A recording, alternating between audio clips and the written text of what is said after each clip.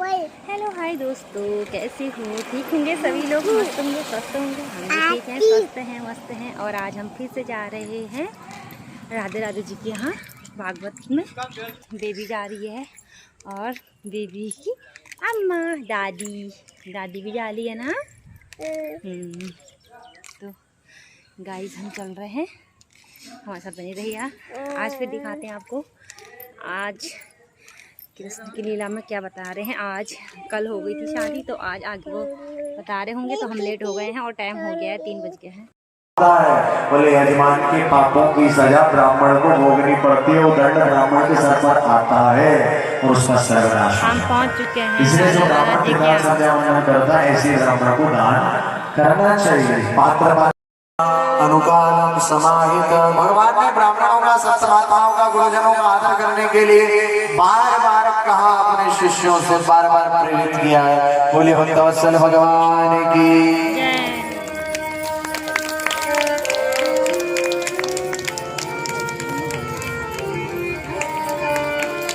श्री कृष्ण चंद्र भगवान की।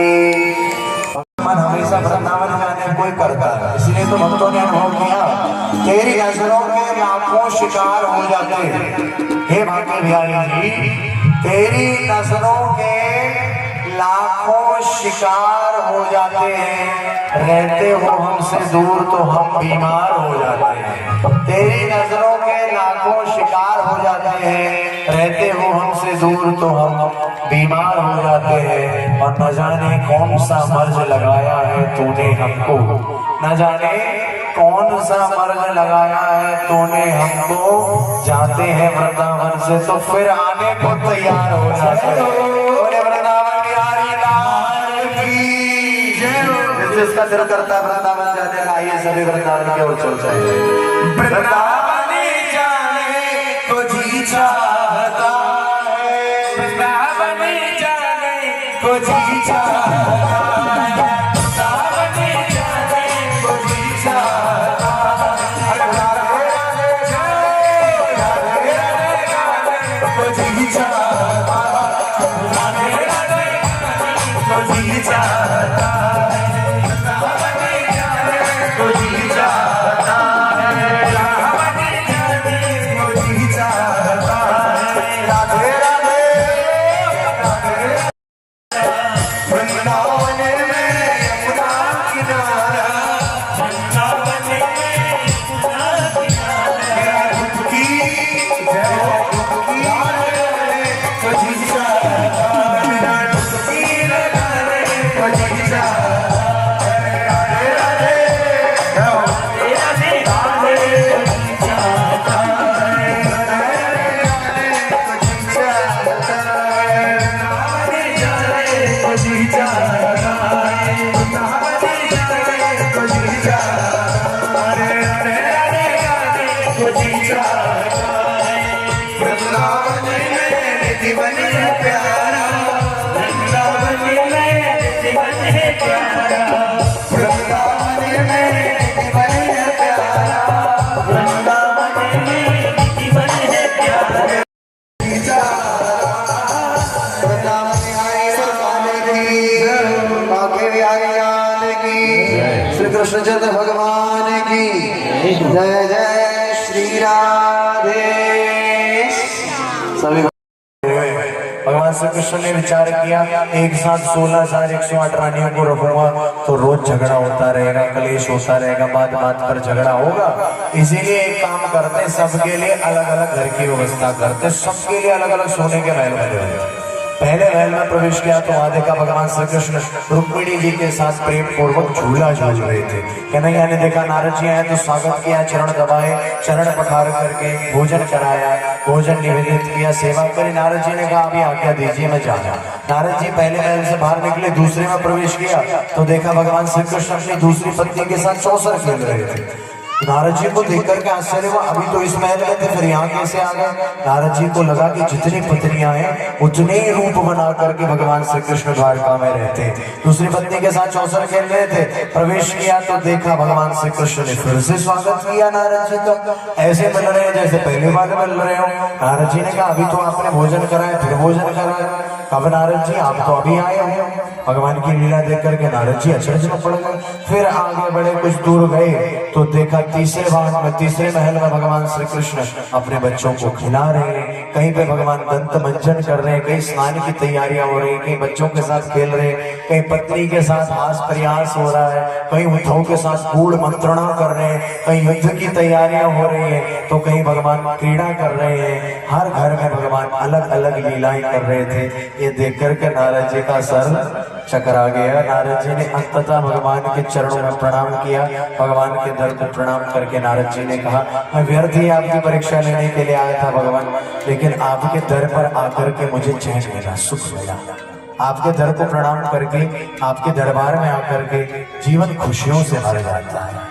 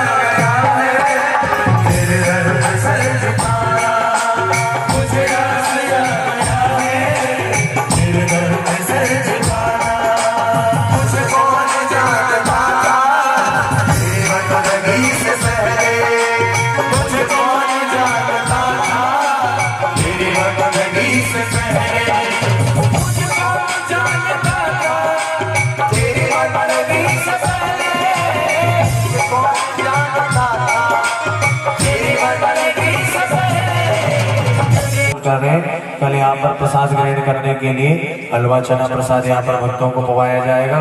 उसके लिए प्रसाद ग्रहण करने के लिए 7 दिन आप लोगों ने कथा श्रवण की, तो प्रसाद ग्रहण करने के लिए आप लोग अवश्य आए। हमारा जाते किसी के द्वार पर अगर सुदामा जी खड़े भी हो गए होते ना, इतना ज्ञान था सुदामा जी के पास कि उनके ज्ञान को, उनकी बुद्धि को, उनके विवेक को देख करके 1 साल का राशन एक ही बार में दान में मिल जाता। लेकिन सुदामा जी की हालत देखो, कभी किसी से कुछ मांगा नहीं, थे गृहस्थ लेकिन बिल्कुल आचरण सन्यासियों वैरागियों जैसा था। कभी संग्रह नहीं करते थे। लोग सोचते हैं ये भी इकट्ठा कर ले, ये भी बटोर ले, ये भी बटोर ले। लोग तो सोचते हैं 100 हाथ हो तो 100 हाथों से बटोरे, 2 हाथ भी काफी नहीं होते लोगों के। लेकिन सुदामा जी ने कभी कुछ संग्रह नहीं किया, इसीलिए घर में खाने के लिए 2 वक्त की रोटी भी नहीं थी। सुदामा जी तो संतोष करते थे, लेकिन उनके बच्चे कैसे संतोष करते। माँ ने कष्ट सहन किया, माँ ने अपना तो कष्ट सहन कर रही है, लेकिन बच्चों का दुख कैसे माँ सहन करती। बच्चे कई दिनों से भूखे थे, खाना नहीं खाया, 2 वक्त की रोटी नहीं, 2 दाने चावल के घर में नहीं थे, कुछ खाने को बचा नहीं। जब तो पत्नी ने आकर के अपने पति से निवेदन किया, पतिव्रता पतिव्रता मदनेन सा दरिद्रा सीदमानसा वेवगाना निगम्य च। आज मेरे द्वार पर एक भिक्षुक आए। सुदामा जी की पत्नी का नाम है सुशीला। क्या नाम है? सुशीला। सुशीला भाभी जी कहती है सुदामा जी से, स्वामी आज मेरे द्वार पर एक भिक्षुक आया है, भिक्षुक को मुझे लौटाना पड़ा। मैंने कहा मेरे पास कुछ नहीं, खुद खाने को कुछ नहीं है, तो मैं क्या दान करूं। भिक्षुक को सुनकर के बड़ा आश्चर्य हुआ। भिक्षुक ने कहा, मैंने तो सुना था ये द्वारकाधीश भगवान श्री कृष्ण के बाल सखा का घर है, और आप कहते हो खाने के लिए 2 वक्त की रोटी नहीं, अनाज का दाना नहीं। उसे विश्वास नहीं हुआ। जब मैंने सुना कि आप द्वारकाधीश श्री कृष्ण के सखा हो, तो मेरे मन में तीव्र उत्सुकता हुई। इसलिए मैं आपसे पूछ रही हूँ, आप बताओ क्या भगवान भिखारियों को, गरीबों को बहुत दान करते हैं, और आप जैसे ब्राह्मणों को तो वो सब कुछ न्यौछावर कर देते हैं। अगर आप जाओगे उनसे मिलने के लिए, तो जरूर आपको भी कुछ ना कुछ देकर के विदा करेंगे। वो आपको कुछ देंगे, आप यहाँ से कुछ मांग लाओगे, तो हमारे बच्चों के लिए रोटी का इंतजाम हो जाएगा, खाने के लिए कुछ हो जाएगी व्यवस्था। सुदामा जी ने कहा, अगर कुछ मांगने के लिए, याचना करने के लिए कृष्ण के पास भेजोगी, तो 100 जन्मों में भी नहीं जाऊंगा। मैं मांगने के लिए नहीं जाऊंगा कन्हैया के द्वार पर कभी, तो किस लिए जाओगे? सुदामा जी कहते हैं अगर तू कहती है बस जाकर के मिले आ, दर्शन करे आ, तो मैं आज ही जाने को तैयार हूँ, क्योंकि इस जीवन का सबसे बड़ा लाभ भगवान का दर्शन ही है। अयमी परमो लाभ उत्तम श्लोक दर्शन। अगर तू कहती है केवल मिल के आ जाना, कुछ मांगना मत, तो मैं आज ही जाने को तैयार हूँ। नगरी सामने थी, किसी से पूछा द्वारकाधीश भगवान श्री कृष्ण की नगरी कहाँ है? उसने कहा ये जो सामने सोने के बड़े बड़े महल बने हुए ना, ये कन्हैया की नगरी है। सुदामा जी दौड़े दौड़े गए, द्वारपालों के पास पहुंचे, द्वारपालों ने रोक लिया। आज ऐसा व्यक्ति भगवान श्री कृष्ण की नगरी में प्रवेश करना चाह रहा है, कैसा इसका वस्त्राभूषण है, कैसा इसका वेश है, देख करके बड़ा आश्चर्य हुआ। ऐसी महान विभूति, तन में केवल एक कपड़ा, एक फटी सी धोती लंगोट की तरह लपेटी हुई थी, फटी धोती लेकर के बस चले आ रहे हैं। और सुदामा जी ने अपना परिचय देते हुए कहा, मैं कृष्ण का बाल सखा हूँ, सुदामा नाम है मेरा, कन्हैया का मित्र हूँ, उससे मिलने के लिए आया हूँ। तुम जाकर के कह देना उस मुरली वाले से कि उसका यार आया, बचपन का सखा आया। सुदामा जी ने कहा जाकर के कह दो मुरली वाले से कि सुदामा आ गया है। सुदामा जी आए, स्वागत नहीं करोगे?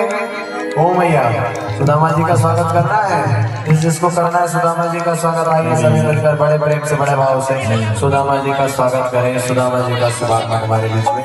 सुदामा जी ने ये कहा, बोले बांके बिहारी साईं की जय हो, कह देना मुरली वाले से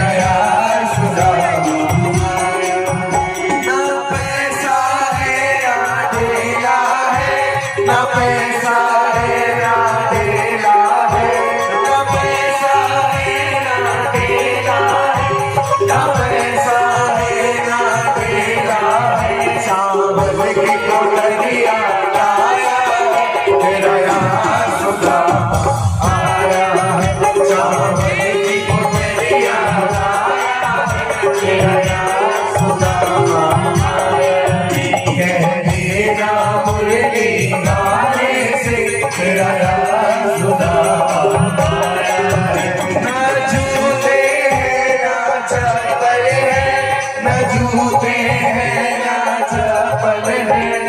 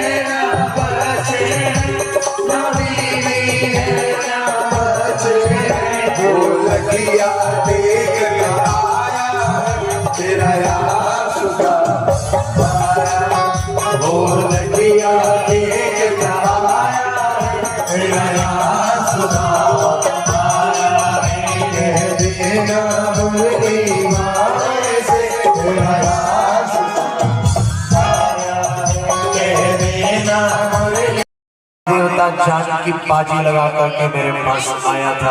अगर वो ब्राह्मण देवता अपनी जान की बाजी लगाकर तुम्हारा प्रेम पत्र मेरे पास नहीं लाए होते तो तुम आज द्वारका की महारानी नहीं होती। एक ब्राह्मण की वजह से तू द्वारका की महारानी बनी है रुक्मिणी, और आज एक ब्राह्मण के चरण में दबा रहा हूं तो तुझको आश्चर्य हो रहा है।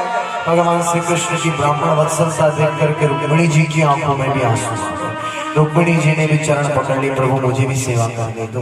दोनों पति पत्नी ने दंपति ने सेवा करी। भगवान श्री कृष्ण ने चरण धुलाए। उसके बाद अपने निजी हाथों से भगवान ने सुदामा जी को पकवान खिलाए, तरह तरह के भोजन, स्वादिष्ट स्वादिष्ट पकवान खिलवाए। भगवान श्री कृष्ण सुदामा जी की बहुत खातिर करी, बहुत सेवा करी, अपने निजी पलंग पर लिटाया सुदामा जी को। आप बताओ, आपके घर में कोई मेहमान आता है उसके लिए अलग से पलंग रखते हो या अपनी पलंग पर सुला देते? दिनों बाद वर्षों पुराना मित्र लौट करके आया तो भगवान श्री कृष्ण ने अपनी निजी पलंग पर सुदामा जी को लिटाया और चरण पकड़ करके दबाने लगे। सुदामा जी ने संकोच किया। भगवान ने कहा, रुक जाओ सुदामा, आज मुझे सेवा करने दो। यह अवसर कभी कभी मिलता है। संत महात्माओं की सेवा करने का, गुरुजनों की सेवा करने का, ब्राह्मणों की सेवा करने का ये दुर्लभ अवसर कभी कभी तो मिलता है जीवन में सेवा करने के। सुदामा जी बहुत संकुचित हो गए थे, बहुत शर्मा गए थे, कुछ बोल नहीं पा रहे थे, कंठ तो अवरुद्ध सा हो गया था। इतनी सेवा लक्ष्मीपति भगवान ने कर दी। सुदामा जी के मुख से एक शब्द नहीं निकल रहा था। भगवान श्री कृष्ण ने बात की शुरुआत करी।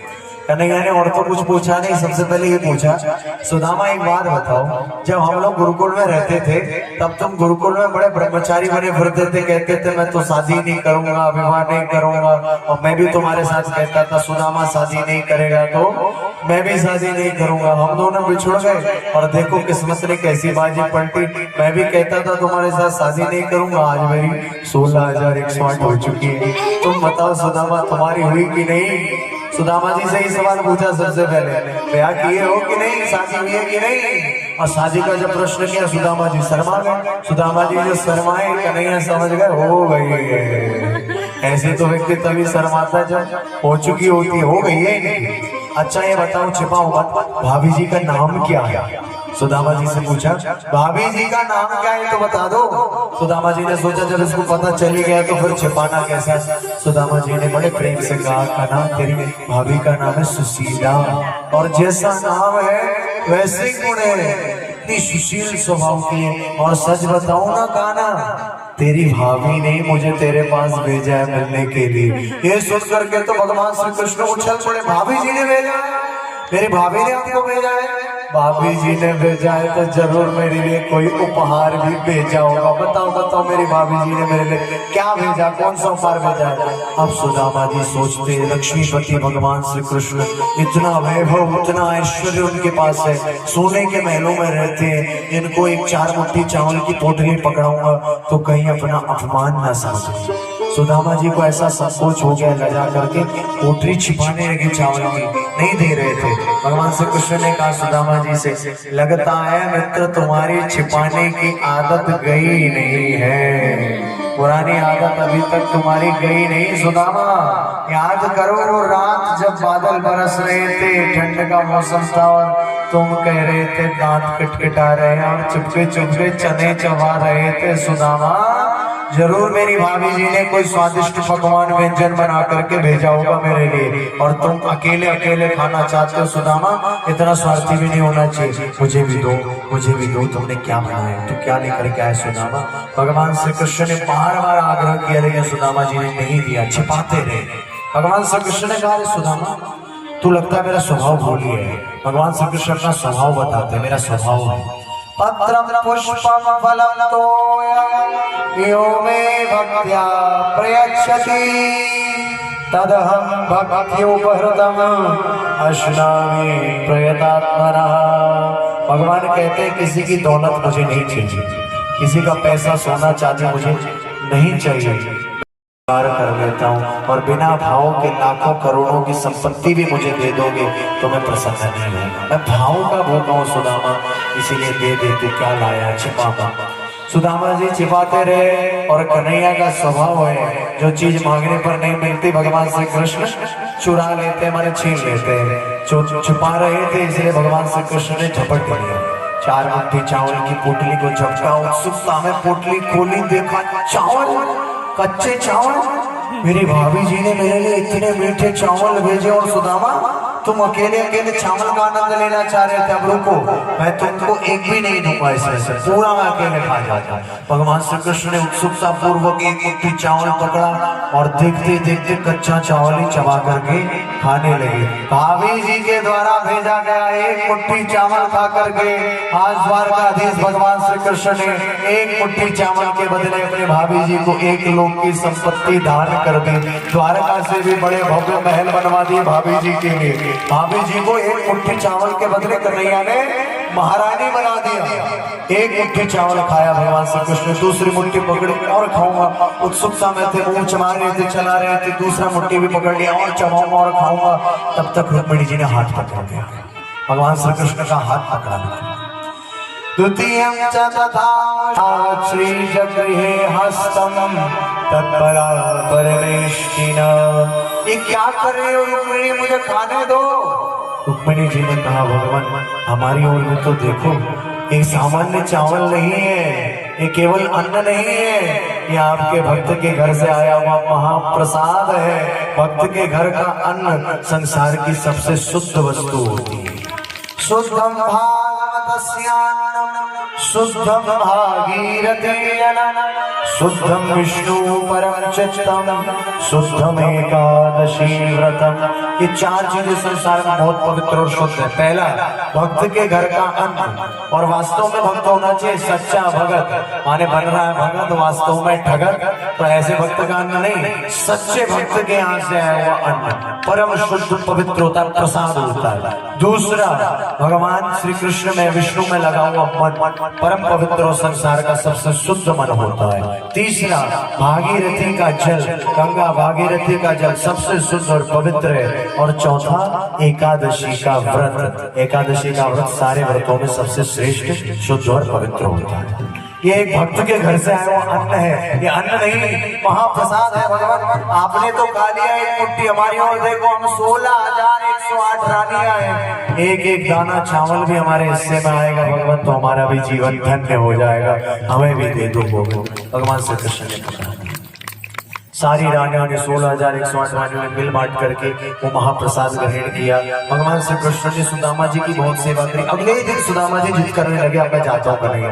भगवान श्री कृष्ण ने ना सुदामा जी को प्रत्यक्ष रूप से कुछ पकड़ाया और ना ही रोकने का प्रयास किया, जाने दिया। सुदामा जी खाली हाथ गए थे, खाली हाथ ही वापस लौट आए। कोई धन संपत्ति कुछ प्रत्यक्ष रूप से भगवान ने दिया नहीं, लेकिन वास्तव में भगवान ने भाभी जी को महारानी बना दिया था। सुदामा जी जब वापस लौटे, देखा जहाँ कभी झोपड़ी हुआ करती थी अपनी, उस झोपड़ी के स्थान पर बड़े बड़े महल बने हुए हैं। सुदामा जी चकरा गए, मेरी झोपड़ी कहाँ गई। सुदामा जी चारों तरफ घूमकर ढूंढते, देखा लगता है किसी राजा ने आक्रमण करके धरती को अपने कब्जे में ले लिया और महल बना दिया है। सुदामा जी रोने लगे, तब तक महल का द्वार खुला, से निकली, साथ में हजारों सेविकाएं थी। महारानी साहिबा को आया देख करके सुदामा जी ने हाथ जोड़कर पूछा, रानी साहिबा, यहाँ मेरी झोपड़ी हुआ करती थी, मेरा परिवार हुआ करता था, सब कहाँ चले गए, मेरा परिवार, मेरी झोपड़ी कहाँ है।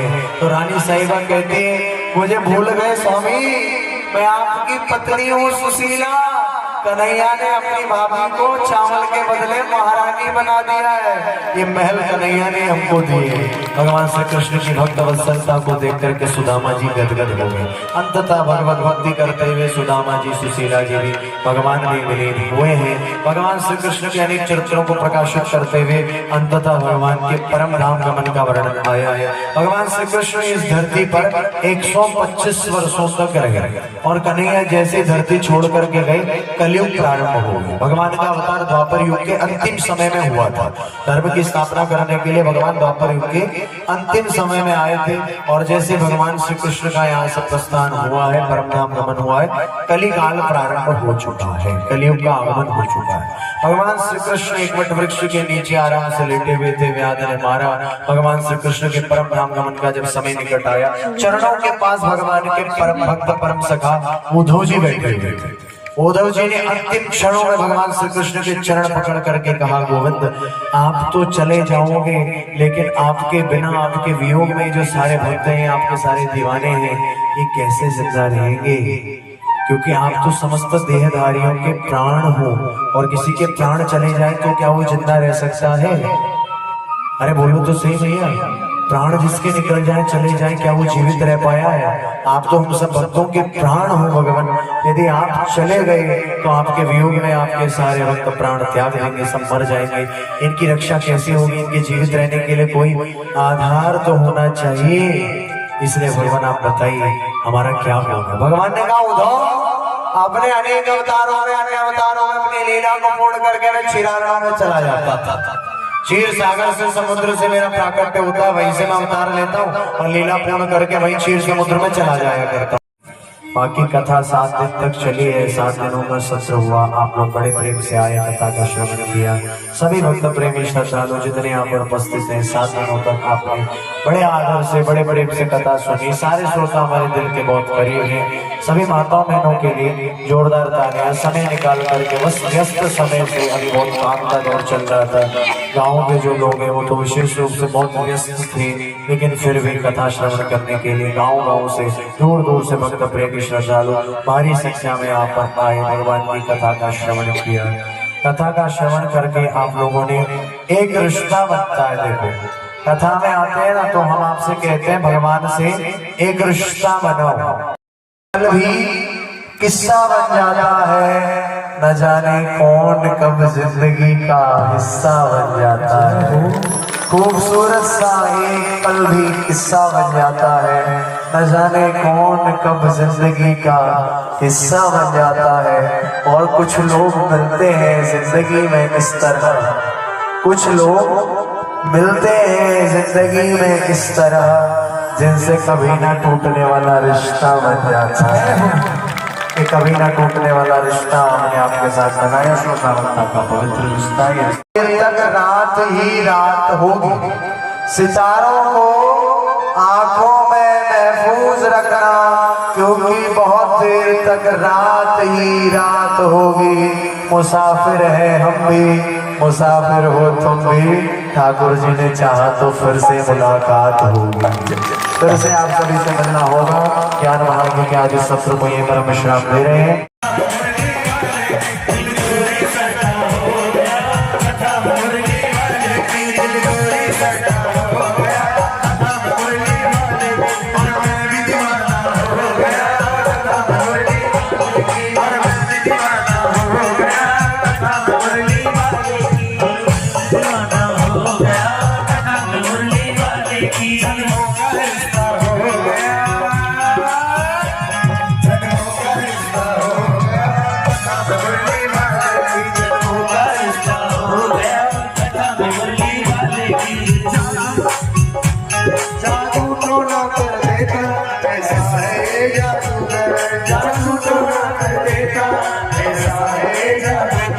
विश्वास नहीं है मेरा तो आगे देखो एक बार, विश्वास नहीं है मेरा तो आगे देखो एक बार, सारा जग पीछे हो गया,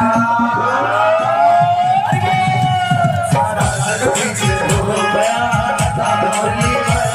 सारा जग पीछे हो गया, कथा बोलने वाले प्यारा सा है ये दर, सब कुछ है इसके अंदर, प्यारा सा है ये दर, सब कुछ है इसके अंदर, जो हार कदर पे आता वो बन जाता है।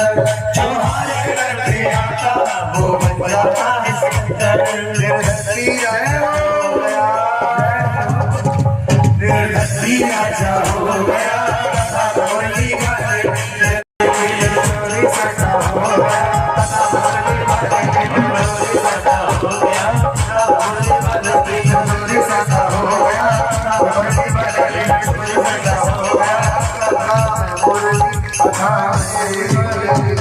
हरि लाल की, श्रीमद् भागवत महापुराण की, पूरे भक्त और भगवान की, आज के आनंद की जय जय श्री राधे।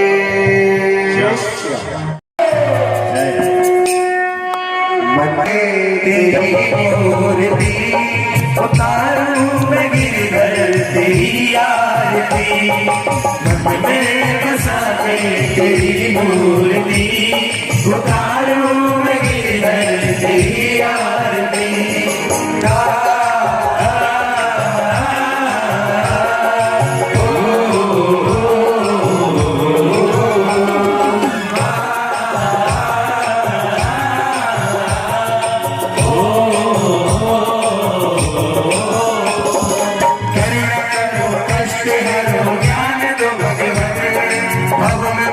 नाम मेरी तार दो भगवान, करुणा करो कष्ट हरो ज्ञान दो भगवान, है भीख मांगती मन में बसा के तेरी मूर्ति उतारूं मैं गिरधर तेरी आरती।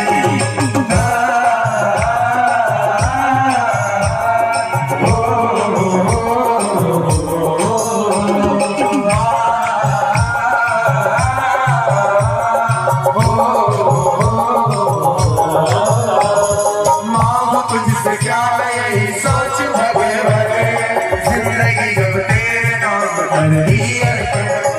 माँ तुझसे क्या यही सोच भगवान, जिंदगी अब तेरे नाम कर दी अर्पण। सब कुछ तेरा वेद तेरी महिमा गाए संत करे ध्यान, नारद गुण गान करे छे विधाता। वेद तेरी महिमा गाए संत करे ध्यान, नारद गुण गान करे छे विधाता।